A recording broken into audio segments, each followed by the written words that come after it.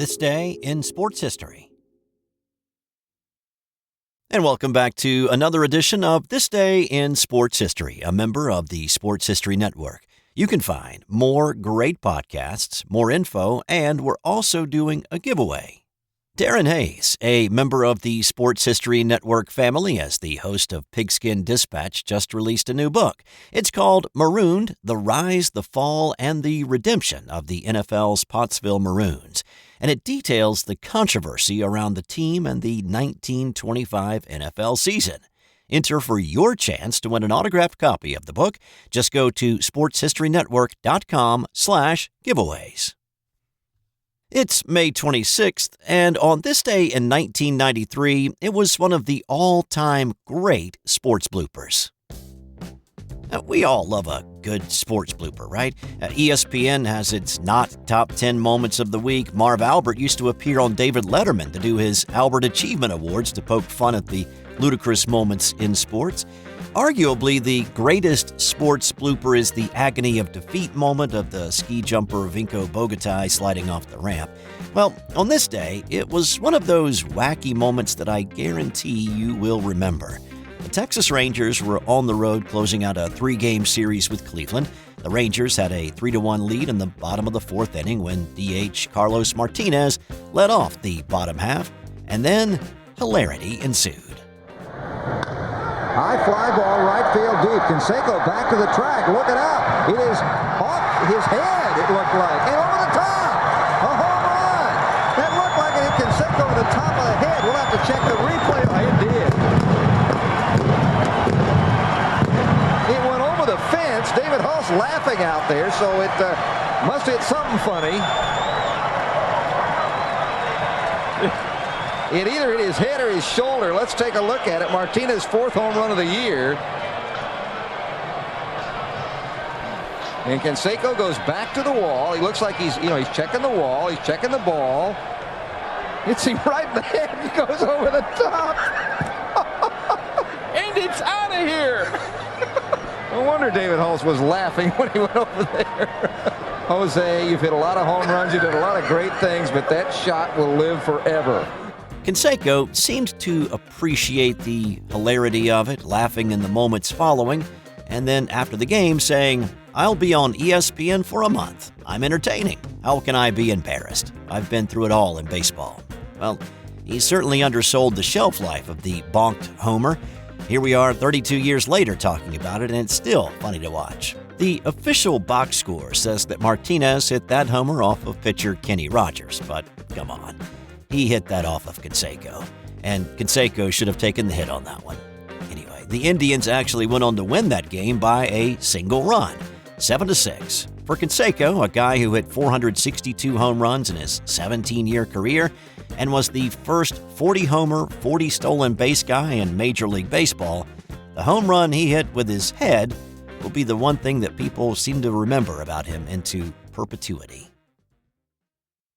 This episode is brought to you by the Sterling Soap Company. Sterling Soap is 100% natural, and with a variety of bath soaps, shave soaps, beard balm, lotions, cologne, and many more personal care products in a large variety of scents, you're sure to find something that's perfect for you or that special someone in your life. Check them out at sterlingsoap.com. Of course, there are no guarantees in life. A guy can do everything right, and it still goes wrong. On this day in 1959, no better example of that than when pitcher Harvey Haddix pitched a perfect game for 12 innings and lost. 36 Milwaukee Braves came to the plate. 36 Milwaukee Braves were retired. The left-handed Harvey Haddix was on the mound for Pittsburgh on this day at Milwaukee's County Stadium, and despite suffering from the flu, flat mesmerized the Braves' bats and the 19,000 in the stands that day. When he retired the side in the 9th, it marked the 5th time in modern Major League Baseball history that a pitcher had set down 27 straight batters. When he pitched into the 10th, he became the first to take a perfect game into extra innings, and he kept going into the 13th. The leadoff man in the bottom half of the 13th was Felix Mantilla. Mantilla hit a sharp ground ball to third, and when third baseman Don Hoke's throw was off the mark, Mantilla reached on an error. There went the perfect game, but Haddix still had a no-hitter going. Eddie Matthews sacrificed Mantilla to second. Hank Aaron was next up and received an intentional pass to set up a possible double play ball. That brought Joe Adcock to the plate, who swatted a Haddix pitch just long enough to clear the fence in right center. So the game ended 3-0, right? Well, no.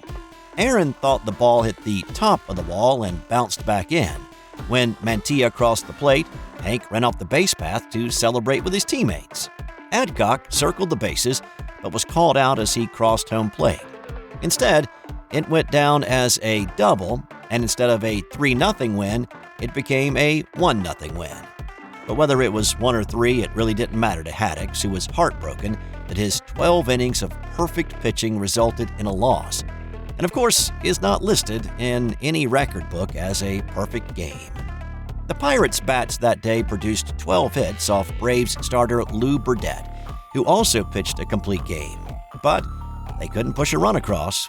Years later, Haddix recalled that there had been a storm brewing in the area. A hard-hit ball off Burdette was heading for the outfield bleachers when a gust of wind blew it back inside the ballpark, and Aaron reeled it in. Humorously, in the offseason, Burdette went to Braves management and asked for a $10,000 raise, saying, quote, "The greatest game ever pitched wasn't good enough to beat me, so I've got to be the greatest." Now, it is interesting that this came on the 3-year anniversary of another stellar pitching performance against the Braves that also did not result in a win for the opposing team. In 1956, Cincinnati pitchers Johnny Klippstein, Hersh Freeman, and Joe Black combined for a no-hitter against Milwaukee through 9 2/3, but it also wasn't enough. This time it was Frank Torre's RBI single in the 11th that plated the winning run in a 2-1 win for the Braves. On this day in 1987, it was another one of those great Larry Bird moments that propelled the Boston Celtics to a win in the playoffs. This was Game 5 of the Eastern Conference Finals between the Celtics and Detroit Pistons. The series was tied at 2 games apiece. After Isaiah Thomas hit a top-of-the-key jumper with 17 seconds left, the Pistons had a 107-106 lead. A timeout gave the Celtics the ball at midcourt with a chance to take the lead back and maybe win it. The ball found its way into Bird's hands. There's Bird with the ball against Mahone. He'll take it to the hoop. He can bet. He's going to try to draw a foul. It's blocked. And Seasting hit it off of a Detroit player. No, it is. Here's a disparity in the call. They're going to give the ball to Detroit. Okay, so pause it there. And when TBS announcer Bob Neal says the word Detroit, the ball is already being inbounded by Thomas. But let's step back for a moment. Everybody in the building thought that the Pistons had won it when Bird's shot had been rejected, gone out of bounds, and the Pistons given possession. Yeah, there's still 5 seconds on the clock, but all they really needed to do was put the ball in play. But Isaiah was in such a hurry to get the ball inbounds, he did not notice Chuck Daly calling for a timeout. There was really no need to go fast, but he did, and it gave us one of those Bird moments. Detroit, Bird steals it. Johnson, layup, Boston, 1 second left. Now, of course, you really can't relive this moment without the iconic Johnny Most call of this play. Now there's a steal by Bird. Underneath the DJ, lays it in. Right up, 1 second left. What a play by Bird. Bird stole the inbounding pass. Laid it up to DJ. DJ laid it up at him. And Boston has a 1-point lead with 1 second left. Oh my, this place is going crazy. Danny Ainge watched it live that night and says this was Larry Legend's greatest moment. The steal that Larry makes to win the game, getting it off to DJ is, in my opinion, the greatest single play that Larry ever made because it epitomized everything about Larry. From Isaiah's perspective, though, he could not understand how Bird not only sniffed it out so quick, but then tight-roped the sideline. That joker caught the ball, and in my mind, I'm like, okay, he going out of bounds. That dude did this, like a ballerina, right? And if you go back and you watch the play, that dude is on his toes, The baseline is right up under his toes. And in my mind, he must have stood there for about 5 seconds because everything was going in slow motion in my mind, right? And then it's a strange moment. I'm like, damn, how are you doing that? Of course, the Celtics won the game 108-107 and went on to win the series in 7 games. And it taught the Pistons, and especially Thomas, a valuable lesson that you've got to play a full 48 minutes to win championships, something they would apply to their 3 title appearances and 2 NBA championships coming up in the years that followed. On this day in 2002, it was some late-game dramatics by Robert Horry to lift the Los Angeles Lakers to a playoff win against the Sacramento Kings. So this is Game 4 of the Western Conference Finals. This is also the same series that I talked about a few days ago on the 20th, when Kobe Bryant apparently got food poisoning prior to Game 2. So here we are 6 days later, and if it really was the New Jersey Mafia targeting Kobe, maybe they should have targeted Big Shot Bob instead. The Kings shot out to an early lead and were up 20 after the first quarter. LA fought back, and when the Lakers' Samaki Walker hit a 30-footer at the end of the half, it was a 14-point game. But Walker's shot shouldn't have counted. Replays showed the clock had gone to triple zeros, but at that time, the clock did not have the red light feature that we have today, and so it was deemed to be a good shot. Those 3 points would be big later on.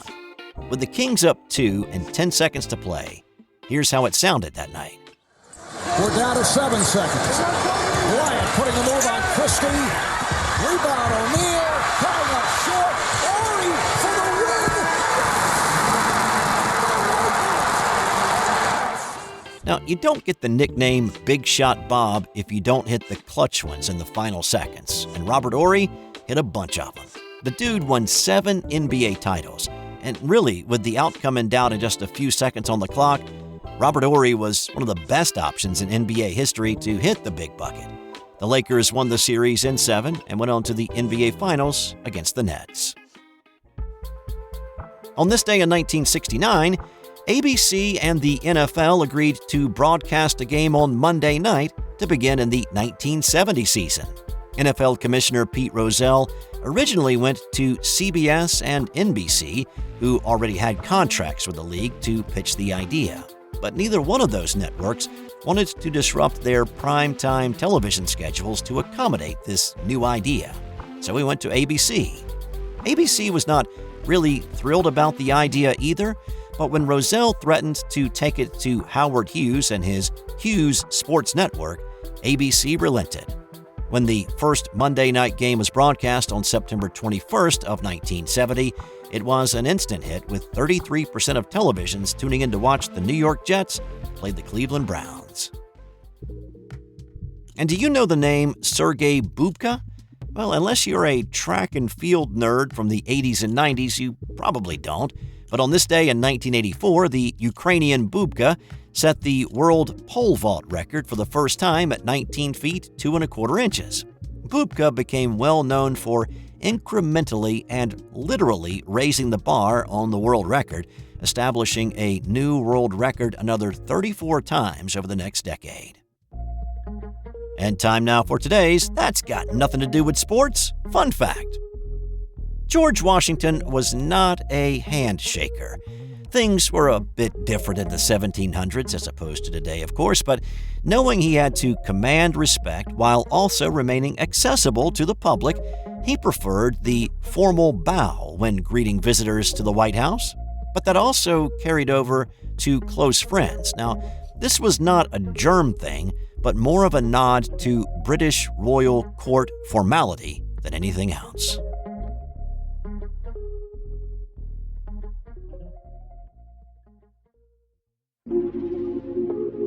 This has been an original Thrive Suite production.